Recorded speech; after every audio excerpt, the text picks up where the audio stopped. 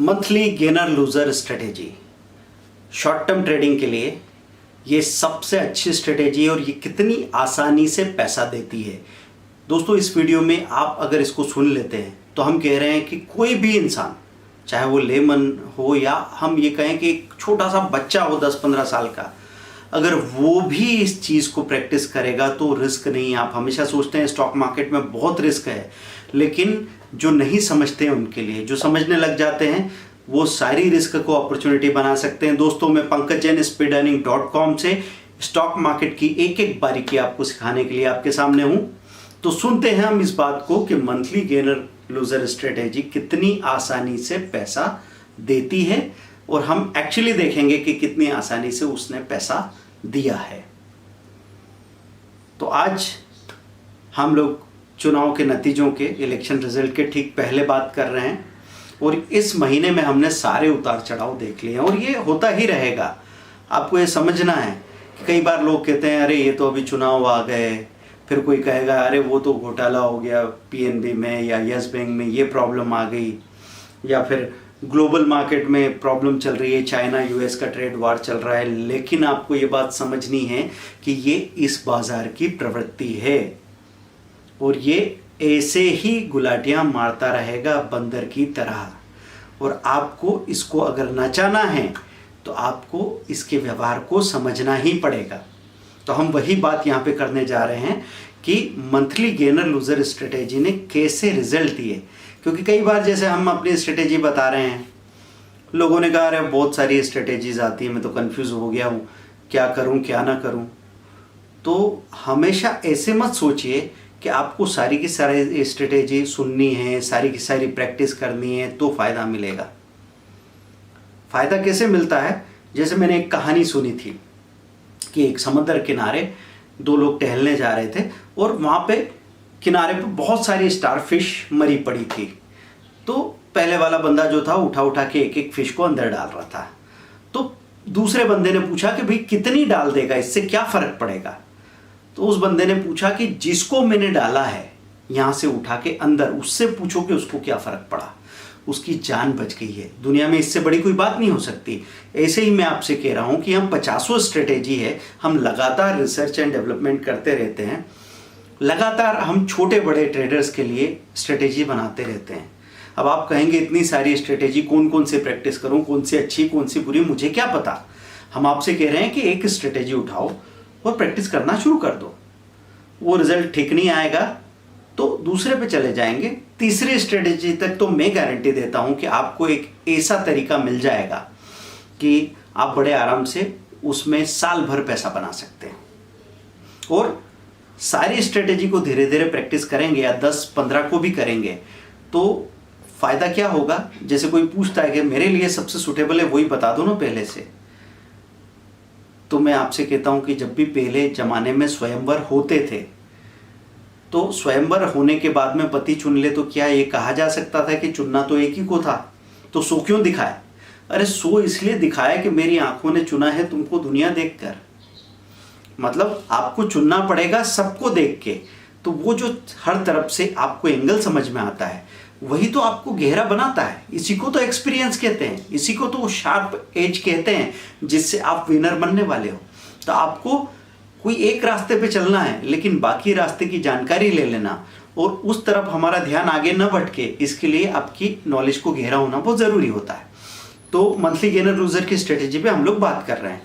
देखिए, इतना बड़ा उछाल बाजार में आ गया अभी, जो हम कह रहे थे कि 11,800 तक का हाई टच किया, ऑल टाइम हाई तोड़ दिया निफ्टी ने, सेंसेक्स ने। उसके बाद में एकदम से गिरावट आई 700 पॉइंट की, 11,100-150 के बीच में आ गई निफ्टी।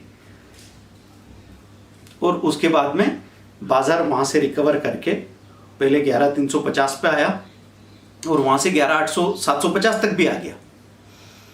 ये सारी चीजें हो गई, लेकिन इस दौरान एक चीज देखने को मिली कि जो फार्मा सेक्टर पूरे बाजार के गिरने में मजबूती से खड़ा था, पिछले 3-4 महीनों से लगातार अच्छा परफॉर्म कर रहा था।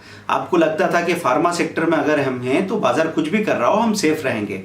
डॉक्टर रेड्डी, ल्यूपिन, सन फार्मा, सिप्ला सभी लगभग परफॉर्म कर रहे थे। अब अब वो थे मंथली गेनर पिछले महीने के, और वहाँ पे कुछ शेयर थे जो मंथली लूज़र थे।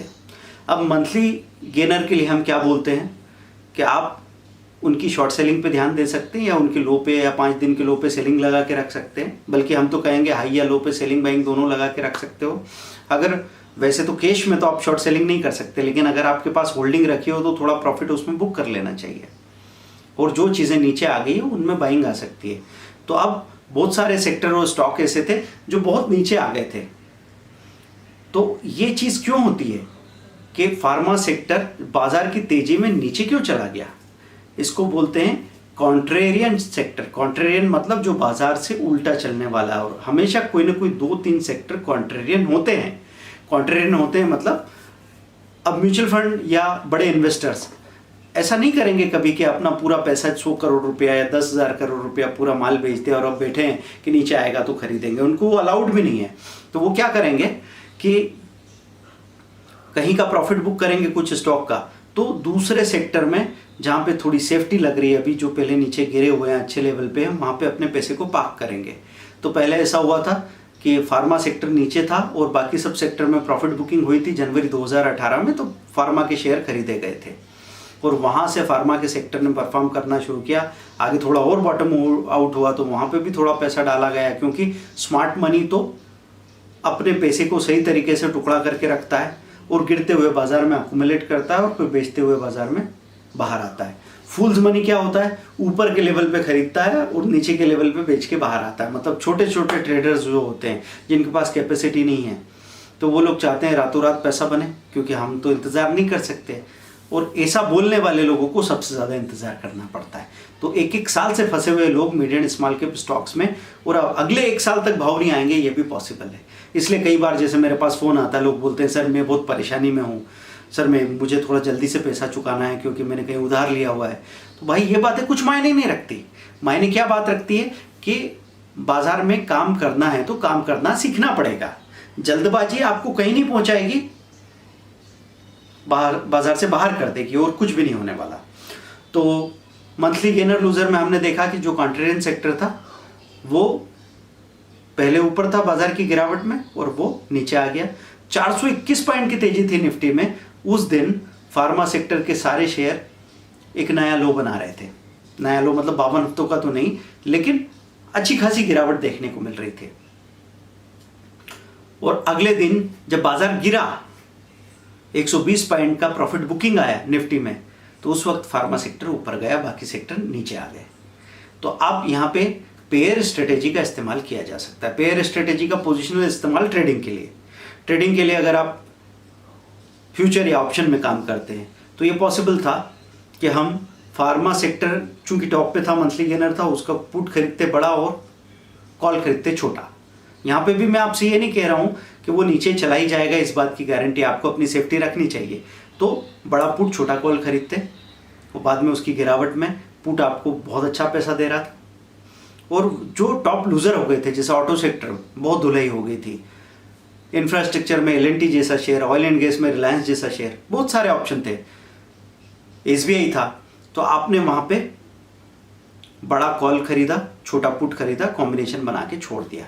पेयर स्ट्रेटेजी क्यों बोल रहा हूँ कि जो सेक्टर, जो स्टॉक बहुत कमज़ोर हो गए थे, पूरे महीने में गिर गए थे, अब उनमें शॉर्ट कवरिंग के चांसेस थे कि अब ये जो चीज़ 330 से गिर के 299 आ गई है, SBI की बात करूं तो 299 से एक बार 310 315 तक जाएगी, इसका चांस है, तो इसका कॉल ले लेते हैं 305 का। और साथ में अगर 305 तक की प्रीमियम हमको दिख रही 10 रुपये, तो 5 रुपये का एक पुट भी साथ में अटका लेते हैं। भरोसा नहीं 299 से अभी 280 भी हो जाए, क्या भरोसा है, बाजार तो अपनी बहुत बड़ी तेजी मंदी दिखाई रहा है। तो ये कॉम्बिनेशन बन जाता। दूसरा, हम उधर देखते कि 880 पे जाके ल्यूपिन खड़ा है, तो हम वहाँ पे उसका 860 का 870 का पुट खरीदते, हमको पता लगा 20 रुपये के प्रीमियम है, तो 10 रुपये का हम कॉल साथ में ले लेते, क्योंकि और भी उछाल आ सकता है।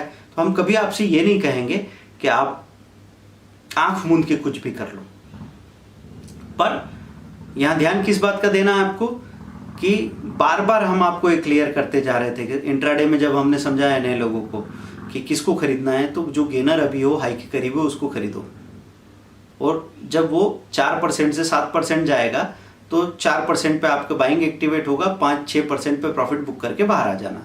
मतलब इंट्राडे में आपने गेनर को खरीदा और एक आध घंटे में जो गेन कर ही रहा था उसी रैली में बुक करके बाहर आ गए। पोजिशनल में हम ऐसा नहीं करते। पोजिशनल में हम गिरते हुए स्टॉक को खरीदते हैं। जो मंथली लूजर है उसको खरीदा, 900 का 800 आ गया, 800 में लिया, 800 से और गिरा, 760 आ गया, वहाँ थोड़े ज़्यादा शेयर लिए, 760 से 785-90 गया, वहाँ थोड़ा प्रॉफिट बुक किया, 785-90 से फिर 730 चला गया, तो नीचे और ज़्यादा शेयर खरीद पाए क्योंकि एक बार हमने थोड़ा पैसा फ्री भी कर लिया था। तो 1-3 के रेशो में आपने खरीदा, फिर जब इसने पलट के चलना शुरू किया तो हमने प्रॉफिट बुकिंग का सिलसिला 1-3 के रेशो में शुरू कर दिया और हमको अच्छा प्रॉफिट मिला। तो हम इस स्ट्रेटेजी पे, अभी पेयर स्ट्रेटेजी पे एक डिटेल वीडियो अपने ऑप्शन ट्रेडिंग कोर्स में, फ्यूचर ट्रेडिंग कोर्स में तो डालना चाहेंगे। इन्वेस्टिंग में तो एक्चुअली पहले समझा भी रखा है। इसको आप डिटेल में आपको समझना है। जो लोग समझदार हैं और जिनको लगता है कि हम ऐसे ही वीडियो से एक आइडिया लेके प्रैक्टिस करेंगे और थोड़ा बहुत समझ लेंगे, चीज़ें हो जाएगी, तो वो कर भी सकते हैं, उसमें हमारी कोई मनाही नहीं है। लेकिन जो लोग चीज़ों को पूरी तरह समझ नहीं पाते हैं, जिन लोगों को पूरा कॉन्फिडेंस नहीं आता है, या जिन लोगों को ऐसा लगता है समझ तो लिया ही है लेकिन फिर भी अगर मैं सिस्टमेटिक इसको स्टेप बाय स्टेप किसी पेड वीडियो कोर्स से सीख लूँ, जान लूँ, तो शायद और बेहतर परफॉर्म कर पाऊँगा। तो उस सोच के साथ कई सारे अनुभवी लोग सब कुछ जानते हुए भी कुछ नई चीज़ को ये सोच के सीखना चाहते हैं कि जो पैसा मैं दे रहा हूँ उसका कई गुना तो मैं वसूल कर लूँगा, मुझे अपने पे भरोसा है। तो ज़्यादा जानने वाले लोग और ज़्यादा जानने की कोशिश करते हैं। हमने यहाँ पे बात की इस बात की कि पूरी तेज़ी में मंथली गेनर शॉर्ट किए जा सकते थे या प्रॉफिट बुकिंग हो सकती थी। पूरी मंदी में मंथली लूज़र खरीदे जा सकते थे, 1-3 के रेशो में प्रॉफिट बुक किया जा सकता था। उनकी हेजिंग के साथ ऑप्शन में पोजीशन बन सकती थी और दोनों की एक साथ, गेनर की भी पोजीशन बनती, लूज़र की भी पोजीशन बनती, वो भी कॉम्बिनेशन में। तो बाजार कहीं ऊपर जाए तो हमारे पास जवाब है, बाजार कहीं नीचे जाए तो हमारे पास जवाब है। कभी एक चीज़ परफॉर्म नहीं कर रही है तो दूसरी चीज़ परफॉर्म करके हमको सहारा दे रही, तब तक हमने प्रॉफिट बुक किया और दूसरी ने भी फिर परफॉर्म करना शुरू किया। ये सब चीज़ें काफ़ी जुड़ी हुई है। हम अगर नहीं समझते हैं तो ये अनुभव की कमी की बात है। कभी आपने 2-4 पोजीशन बना ली और सब तरफ नुकसान हो रहा हो, तो भले ही आगे सब कुछ ठीक होने वाला हो, पर उस गड्ढे में जाके आप अपना हौसला खो देंगे और सबसे गलत कदम उठा लेंगे। इसलिए डाइवर्सिफिकेशन की बात हम हमेशा करते हैं। डाइवर्सिफिकेशन की बात क्यों करते हैं कि अगर 3 सेक्टर को आप कवर करके बैठे हैं तो तीनों ही सेक्टर परफॉर्म न करें, इसकी संभावना कम बनती है। कोई ना कोई सेक्टर आपको इमोशनल सहारा दे देता है। आपने देखा कि 2 बहुत गिरे पर एक नहीं गिरा, थोड़ा सा प्लस है, तो आपको तसल्ली मिल जाती है। अब उससे तसल्ली लेके पैसा थोड़ा बुक करके बाहर आ गए और सोचा इस पैसे से नीचे के लेवल पे इन स्टॉक को गिरने तो थोड़ा और खरीद लेंगे, पर फिर वो स्टॉक भी ऊपर जाने लगे तो आपको प्रॉफिट होना शुरू हो गया। तीसरे शेयर को तो झेल ही लेंगे। तो आपने हमेशा हमारी स्ट्रेटेजी में जब आप उसको बहुत गौर से अप्लाई करेंगे, प्रैक्टिस करेंगे, तब आपको समझ में आएगा कि ये कितना गहरा है। हमने बहुत सिंप्लिसिटी के साथ उसको समझा दिया और बहुत ज़्यादा एक्सप्लेन क्यों नहीं किया, क्योंकि ज़्यादा एक्सप्लेन करने में चीज़ें कॉम्प्लेक्स लगती है तो आपको लगता है मैंने समझा नहीं, इसलिए फिर आप हो सकता है कि उसको अप्लाई करने में थोड़ा कोताही बरतने लगे। तो सिंपली हमने बताया, उसको एक बार करके देखिए, भले पेपर पे करके देखो या बहुत छोटे वॉल्यूम के साथ करके देखो, आपको समझ में आ जाएगा कितने ज़्यादा प्रॉफिट्स हो सकते हैं। और फिर जो आपके हाइपोथेटिकल डर हैं, काल्पनिक डर होते हैं हमको, सर ऐसा नहीं हुआ तो, सर इसका उल्टा हो गया तो, ये नहीं वो हो गया तो, आपको सब मालूम पड़ने वाला है कि क्या है। हर बात का जवाब है वहाँ पे। निफ्टी धोखा दे, जवाब है। सेक्टर धोखा दे, जवाब है। स्टॉक धोखा दे तो भी जवाब है हमारे पास। और अगर आपने एक तरफा काम किया होता, एक तरफा मतलब मैंने तो बाइंग कर ली या मैंने तो सेलिंग कर ली, इससे ज़्यादा माथापच्ची मुझसे होती भी नहीं है, मुझे तो बता दो क्या खरीदना है क्या बेचना है, मैं टेंशन लेना नहीं चाहता। अब जब आपने 1 लाख रुपया लगाया और वो 70,000 हो गया, 30,000 रुपये का नुकसान हो रहा है, तब आप मुझे बताइए कि टेंशन उसको समझने में ज़्यादा था कि ये 30,000 रुपये का जो पत्थर सिर पे लेके बैठे हैं इसमें ज़्यादा है। जिन लोगों का भी जनेऊ संस्कार हो गया, उपनयन संस्कार हो गया है, वो तो समझ जाते हैं इस बात को कि जितना होशियार हम बनने की कोशिश करते हैं उतने हम रहेंगे नहीं असली हालात में। तो हमेशा क्या होता है, जब बच्चा पढ़ के आता है ना, बाहर से शहर से MBA करके आता है, तो उसको लगता है मेरे बाप को, मेरे घर को, गांव को पूरा ही बदल डालूं। लेकिन धीरे धीरे 10 साल में उसको थोड़ा समझ में आता है कि नहीं यार ये क्या सोचते हैं वो मुझे समझ आ रहा है। 25-30 साल में तो काफ़ी कुछ समझ में आने लग जाता है।